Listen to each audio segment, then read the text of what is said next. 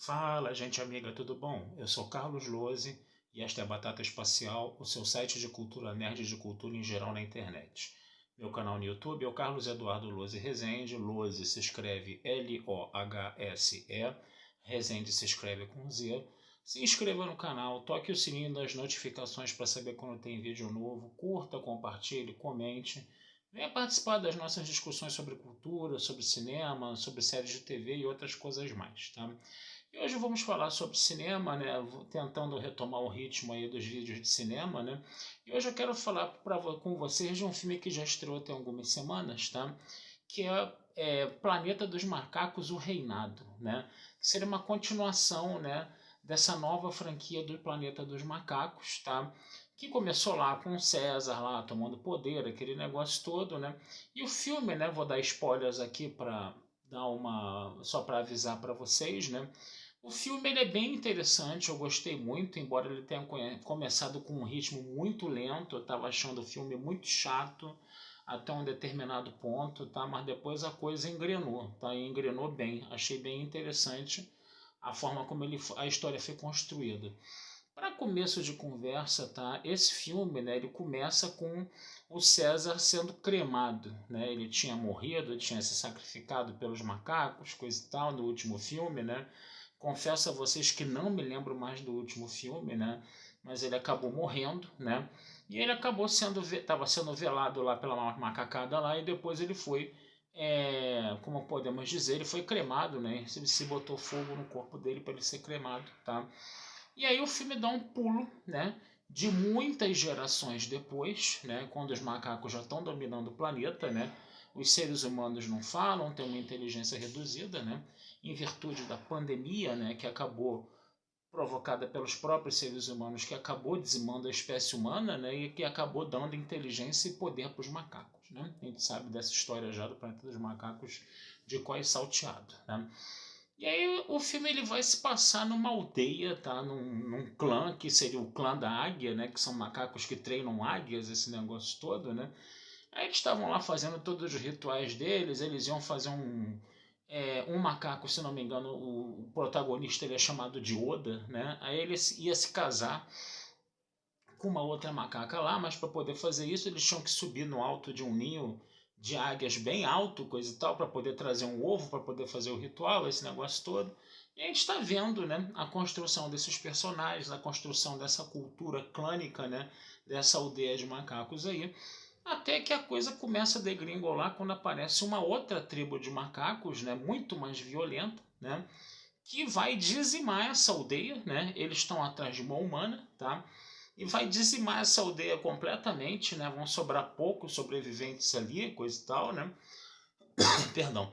E o líder dessa tribo de macacos mais violenta, ele ficava toda hora exaltando César, né? O nosso Oda, que não tem a menor ideia de quem é César, né? Porque isso aconteceu muitas gerações depois do César, né? Ele vai acabar fugindo, ele vai começar a perseguir, né, essa tribo de macacos mais poderosos que levou todos os entes queridos dele, né, ainda vivos, né, no caso, né, e ele vai conhecer um orangotango no meio do caminho, tá, que sabia da história do César, sabia de tudo isso, que era um cara mais complacente com os seres humanos, essa coisa toda, coisa e tal, né, e aí os três vão se juntar, né, para ir atrás, né, dos entes queridos do César, só que eles são tocaiados por essa tribo de macacos mais poderosa, né? Esse orangotango acaba morrendo, né, afogado, né? E tanto o Oda quanto a moça, né, que esses macacos estavam atrás, né, que ficava perambulando a aldeia lá do Oda, né, ele conhecia de distância, né, vão ser levados lá para a sede, vamos dizer assim, do reino desses macacos, coisa e tal. Você vai ter o líder desse reino é um macaco chamado Próximos, que tem um ser humano ali que sabe falar, que sabe ler, que tem uma bibliotecazinha, né, dentro de uns navios abandonados, coisa e tal, né? E ele conhece a história dos romanos, né, por esse ser humano aí que praticamente, né, se entregou ao mundo dos macacos, não acredita mais que vai haver a volta dos seres humanos, né, ao poder, né, de uma certa forma assim, né? E o Próximos ele está querendo arrombar uma grande porta que está na praia, que no fundo, essa porta ela esconde uma instalação militar humana, né, cheia de armas, tanques, um monte de coisas ali, né? E esse Próximos ele quer abrir essa instalação para poder realmente conseguir, né, ter o poder que ele acha que tem ali dentro, coisa e tal, né? E essa moça que é humana, que é inteligente, que fala, coisa e tal, né? Ela, na verdade, ela está indo também atrás dessa instalação para pegar um disco rígido, né? E aí o que acontece, né? Vai ter toda essa situação, né, dela conseguir entrar, ela consegue pegar o disco rígido, mas aí o Próximos, na hora que eles estão abrindo, né, a porta para poder sair, né, o Próximos está lá com toda a macacada dele lá, coisa e tal, né? E aí a moça ela acaba explodindo um dique, né? Porque essa instalação militar ela fica próxima a uma praia e os macacos construíram um dique para o mar não invadir, né? E aí ela consegue explodir esse dique, a água invade, né? Essa instalação militar, coisa e tal, né? Porque ela queria destruir essa instalação militar para essa instalação militar não ficar na mão dos macacos, né? E aí ela acaba conseguindo fazer isso, né? E essa tribo de macacos aí, que seria esse reino, né, dos Próximos, acaba sendo dizimada, coisa e tal, né? E os macacos da outra tribo lá, desse clã da águia, né, no final das contas, que é o clã do Oda, né, finalmente consegue ser libertado, né? A história é mais ou menos isso, tá? Agora, o grande detalhe é o seguinte, né, que é um debate muito interessante, né, porque o Oda era considerado um macaco bem inteligente, o Próximos queria ele do lado dele, né? Enquanto que a moça, né, que era Meira no caso, né, a moça humana, né, no caso, queria também o Oda ali do lado dela para ela poder cumprir a missão dela, que era entrar na instalação militar e pegar o disco rígido, né? Então o Oda é disputado pelo Próximo, que é um macaco, e pela Mei, que é humana, né? E aí fica essa questão, né? O Próximos falava que os seres humanos não são confiáveis, né?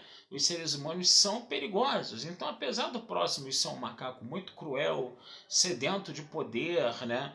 Que mantém todo mundo debaixo, toda a macacada que não era dele debaixo do chicote, esse negócio todo, entendeu? Ainda assim, ele falou uma coisa muito importante, né? Que ele conhecendo as histórias lá do cara que lia, do humano que lia livros para ele, que era até interpretado pelo William Macy, né? Que teve uma passagem bem rápida no filme, infelizmente, né?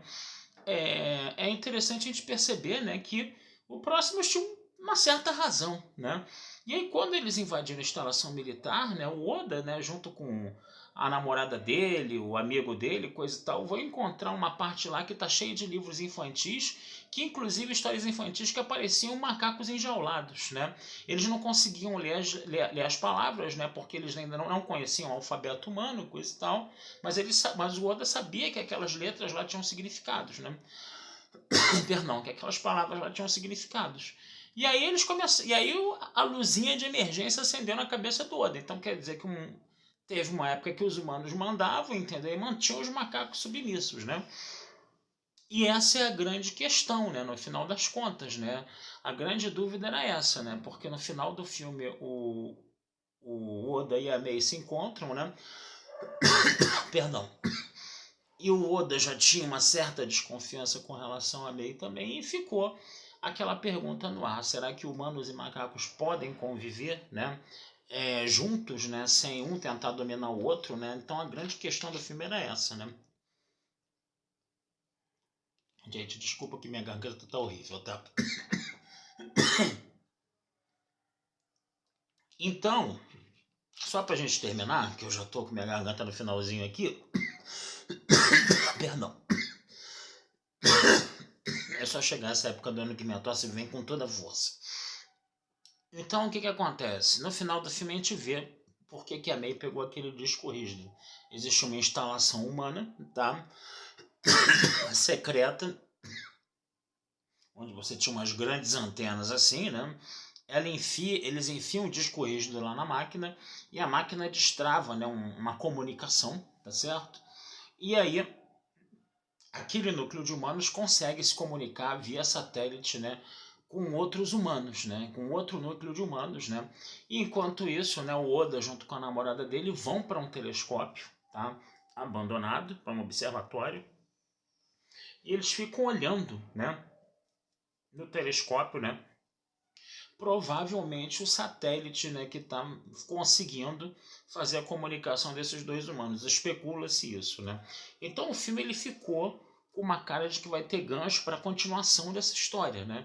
Então, de repente, você pode imaginar o quê? Uma história futura onde os humanos conseguem se reagrupar e tentam tirar, vamos dizer assim, a hegemonia e o poder dos macacos em cima do planeta, né? Então, o bom do filme foi isso, né? Fica esse gancho, né? E a gente pode, de repente, esperar mais um outro bom filme do Planeta dos Macacos aí, né? Trabalhando essa questão de até que ponto, né, macacos e humanos podem conviver harmoniosamente, né? Ou de até que ponto um vai tentar subjugar o outro sempre, né? Então essa é a grande questão, né, que essa história, né, que esse universo do Planeta dos Macacos traz pra gente. Tá certo, gente? Então vou ficando por aqui, tá? Chega de tosse, vida longa e próspera a todos, tá? Não deixem de visitar meu site batataespacialtodojunto.com.br, não deixem de se inscrever no meu canal Carlos Eduardo Lousa Rezende, e futuramente vamos falar sobre mais cinema com vocês aí, tá certo? Um abração, fui e até a próxima.